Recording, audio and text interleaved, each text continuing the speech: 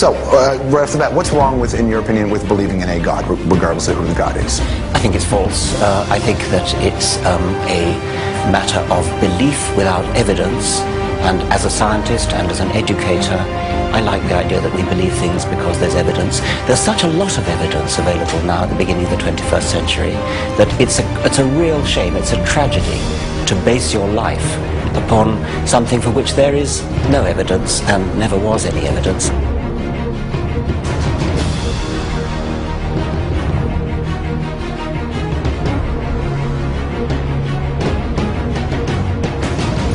Find that this argument of design is so conspicuous, it's staring and glaring in one's nose, yet you simply say, well, this is just to be discarded as just a mere existence of some primordial soup that came into existence out of nothing with nothing, by nothing, through total probabilistic gain, which is absolutely impossible from all standards of logic and reason, as we would say.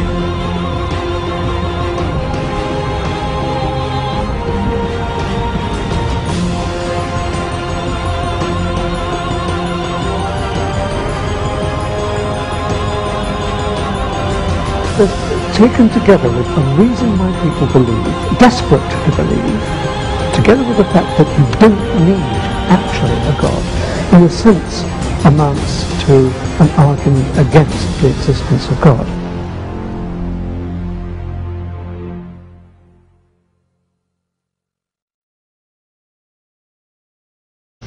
Okay? The Grand Pyramid of Giza is made of 2,300,000 stones.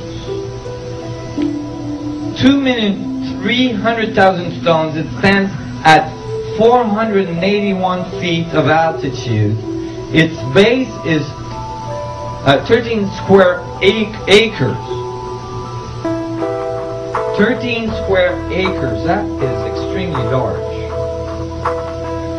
When you take survey picture, satellite picture of the apex of the Grand Pyramid at Giza, it is 1/4 of an inch off the center of the base. That's 13 square acres. 13 acres square. 1/4 of an inch off center. That's after placing 2,300,000 stones that you have cut with copper tools.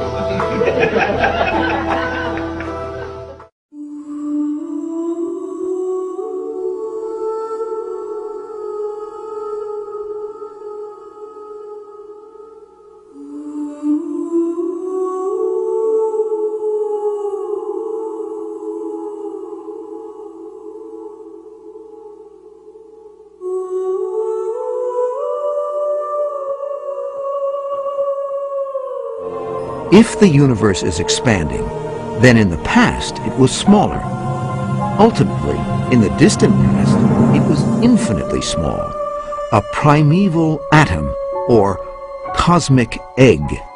In his book, The Creation, Dr. Atkins struggles mightily to explain how the universe could come into existence uncaused out of nothing. But in the end, he finds himself trapped in self-contradiction. He states, now we go back in time beyond the moment of creation to when there was no time and to where there was no space. At this time before time, he imagines a swirling dust of mathematical points which recombine again and again and again and finally come by trial and error to form our space-time universe. Now, it needs to be honestly said that this is not a scientific hypothesis. It is pop metaphysics, and of the worst kind, for it's obviously self-contradictory, since it assumes time and space in order to explain the origin of time and space. As the scientist David Park writes, it is deceptively easy to imagine events before the Big Bang, but in physics, there is no way to make sense of these imaginings. As if this were not bad enough, Dr. Atkins compounds the problem by asking where the mathematical points came from. His answer? Time brought the points into being, and the points brought time into being. This is like saying the chicken brought the egg into being, and the egg brought the chicken into being. It's no wonder that in his review of Dr. Atkins' book in the Times Literary Supplement, the philosopher John Leslie asks incredulously, how could such nonsense have been churned out by the author of a superb textbook like physical chemistry? In fact, Dr. Atkins' Oxford University colleague, Keith Ward, in his book, God, Chance, and Necessity, points out no less than 7 such logical fallacies in Dr. Atkins' scenario. Ward concludes that it is, quote, blatantly self-contradictory and so cannot be true. So, right off the bat, what's wrong with, in your opinion, with believing in a God, regardless of who the God is? I think it's false. I think that it's a matter of belief without evidence. And as a scientist and as an educator, I like the idea that we believe things because there's evidence. There's such a lot of evidence available now at the beginning of the 21st century that it's a real shame, it's a tragedy to base your life upon something for which there is no evidence and never was any evidence, when the real truth is so wonderful. Well, I suspect that the argument they would make is that because it's absurd, that's why it's faith.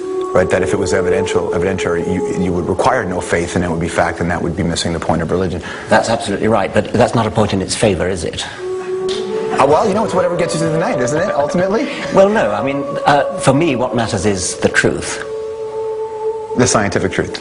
What other truth is there when we're talking about the universe, when we're talking about the nature of life? Of course, there are other sorts of truths like moral truths, or maybe they're not truths at all, but they're not scientific. But I think if we're talking about the universe, about what reality is, about what life is, then truth means scientific. During the last 30 years or so, scientists have discovered that the existence of intelligent life depends upon a delicate and complex balance of initial conditions simply given in the Big Bang itself.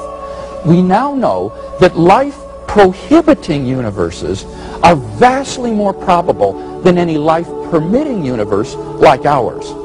How much more probable? The answer is that the chances that the universe should be life-permitting are so infinitesimal as to be incalculable and incomprehensible. For example, Stephen Hawking has estimated that if the rate of the universe's expansion had been smaller by even 1 part in 100,000 million, the universe would have recollapsed into a hot fireball. Brandon Carter has calculated that the odds against the initial conditions being suitable for later star formation, without which planets could not exist, is 1 followed by 1,000 billion zeros, at least. P.C.W. Davies estimates that a change in the strength of gravity or of the weak force by only 1 part in 10 to the 100th power would have prevented a life-permitting universe. There are around 50 such quantities and constants present in the Big Bang which must be fine-tuned in this way if the universe is to permit life. You find that this argument of design is so conspicuous, it's staring and glaring in one's nose, yet you simply say, well, this is just to be discarded as just a mere existence of some primordial soup that came into existence out of nothing with nothing, by nothing, through total probabilistic game, which is absolutely impossible from all standards of logic and reason, as we would say. So the interesting fact is that yes, reason is a necessary entity, but something that is so prevalent, that is so clear about the system of design in the universe, and to reject it and simply say that it has no purpose, no design, no meaning, it just came out of nothing, going nowhere with no meaning, I think that is really stretching the issue way beyond reason. It becomes totally unreasonable. I would like to come back to an earlier point, if I may, too, and that is the notion that atheists are somehow the intelligentsia among us and so forth.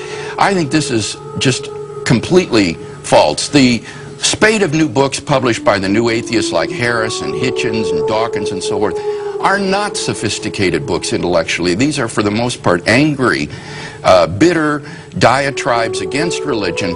And while someone like Dawkins may be a good scientist in his field, when he begins to talk about philosophy and theology, he is merely a layman. And The God Delusion is a very unsophisticated book intellectually. As a philosopher, I was just appalled at the arguments he gives in that book. It is an embarrassment, really, I think. Well, I can agree, and I suspect Michael may as well. I think you would too. If you look at the reviews, this man is respected in his field. Yes. But this book, if you look at the reviews, they're quite damning. I used to work with Chris Hitchens. He's a bright guy. He's a fun guy.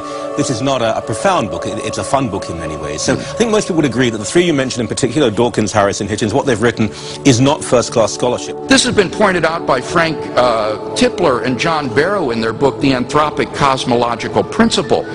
They list 10 steps in the evolution of Homo sapiens, each of which is so improbable that before it would have occurred by chance alone, the sun would have ceased to be a main sequence star and incinerated the Earth. They estimate the evolution of the human genome, the odds of this are somewhere between 4 to the negative 180th power to the 110,000th power, and 4 to the negative 360th power to the 110,000th power. So if evolution did occur, it would literally be a miracle, and therefore evidence for the existence of God.